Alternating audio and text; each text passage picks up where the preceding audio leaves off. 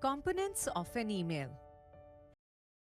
Have you ever found yourself staring at a blank email, unsure of what to write or how to structure it?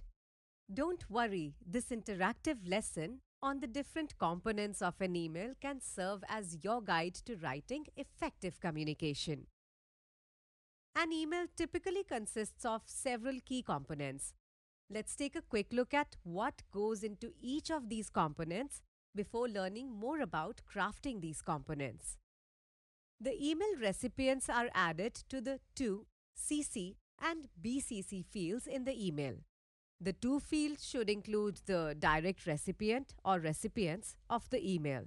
The CC and BCC tabs are used to include other recipients of the email. The to section of an email is where you list the primary recipients who are directly responsible for taking action or responding to the email's content. All recipients in the to field are expected to play an active role in the communication.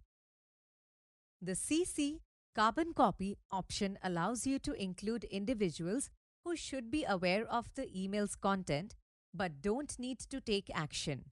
When using CC, remember that all recipients, including the original recipient and those copied, can see the email addresses of all those who have received the email. BCC is like sending a secret message behind someone's back. It allows you to discreetly include individuals without the other recipients knowing. The only recipient addresses that will be visible to all recipients are the ones in the to field. The CC and BCC options in an email can make a big difference in how you communicate. How will you decide if you should use the to, CC, or BCC fields when dispatching an email? The to field should be utilized when you are directly communicating with a single person or a small group of individuals who have equal involvement in the conversation or task. It's also used when you are expecting a response, as those in the to field are typically the ones required to reply. Furthermore, it serves a role when transparency is crucial in a conversation, making it evident to all recipients who else has been included in the email communication. Use the CC field to keep individuals in the loop, particularly when they aren't directly involved in the action or decision making. It ensures transparency as recipients can see who else was copied without expecting them to necessarily respond. Use the BCC field to protect recipient privacy when emailing large, unfamiliar groups. It hides email addresses from all recipients, preventing reply all responses or misuse of addresses, making it ideal for mass communication not requiring individual responses. To protect recipient privacy in large group emails, particularly in sensitive contexts or when recipients are unfamiliar with each other, place your own address in the to field and others in the BCC field. This ensures recipients can't see each other's email addresses. One of the key ingredients of an email is the subject line. The email subject line should grab the reader's attention and give the reader a clear idea of what the email is about. How to write? What to avoid? What to include? The subject line is very helpful for your audience to know what the email message is about. Be as specific as possible. Do not use one-word subjects such as help, question, or FYI, as they are not informative and do not help communicate the importance of your message. Do not leave subject lines blank. This is the most common mistake people make. Include important information about your message. For example, if your message is time sensitive, you might want to include a date in your subject line, like meeting on Thursday, December 2. Have you ever received an email that starts off with a blank hi or completely skips any form of greeting altogether? It can give off this impersonal, almost rude vibe. That's why using a greeting in an email is so important. Importance of greetings. Professional greetings. Generic greetings. Using a greeting in an email is important as it acknowledges the recipient, establishes a connection, sets the tone, and follows basic communication etiquette.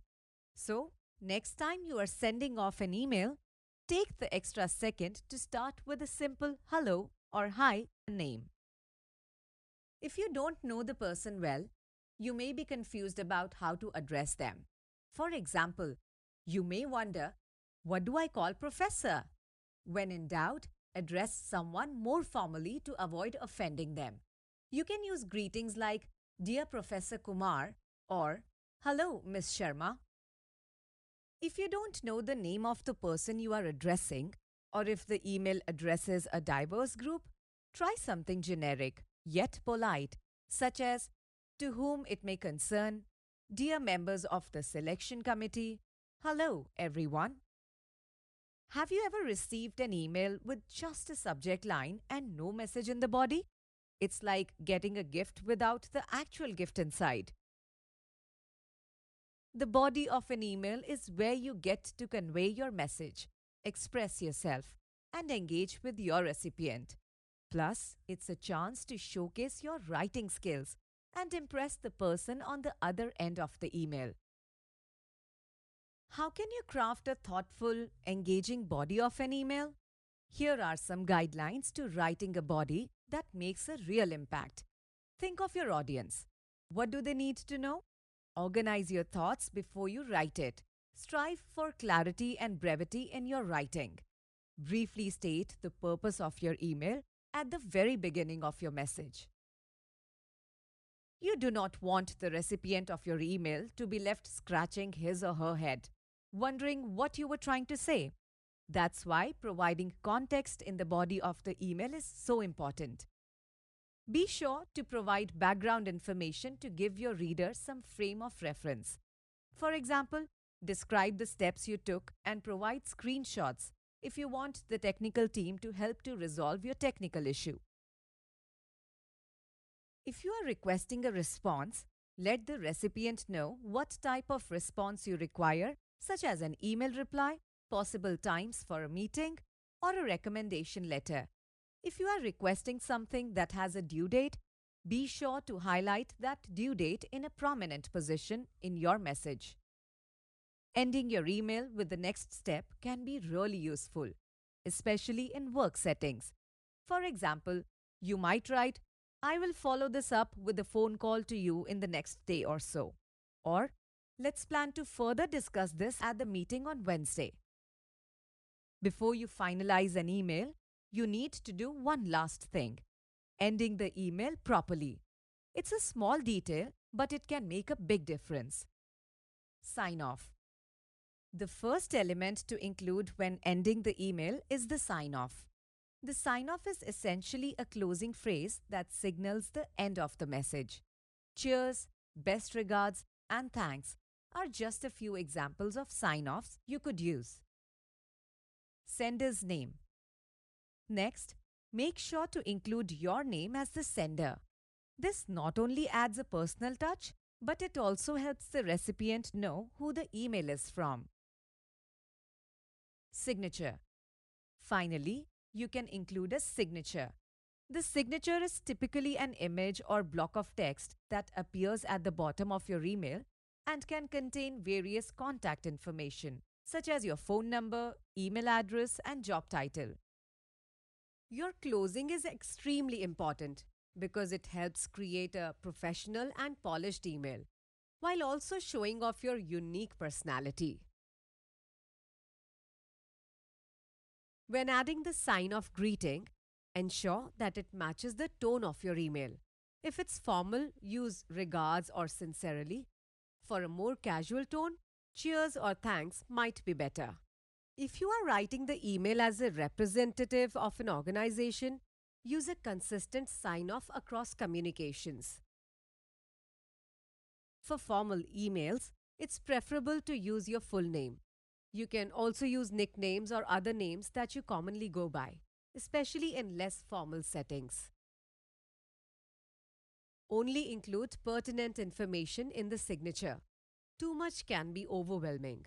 For business emails, typically include your title, company name, and perhaps the company website or phone number. You can also include your contact information such as your email address, though it might be redundant, phone number, or even a LinkedIn profile for business related communications. Some businesses require legal disclaimers or confidentiality notices. Ensure these are concise and legally vetted. You can use company logos or branding in a subtle manner, ensuring it doesn't dominate the signature or make it too lengthy. If relevant, and especially for those in media, marketing, or similar roles, you might include links to professional social media profiles or portfolios. To avoid clutter, avoid excessive use of colors, fonts, or unnecessary graphics. Aim for clarity and simplicity. Overall, there are a lot of different parts that make up an email, from the subject line to the closing line. Every part plays a role in whether or not your email will be read and acted upon. With so many people relying on email for communication, taking the time to craft thoughtful and well written messages can make a big difference in how you are perceived.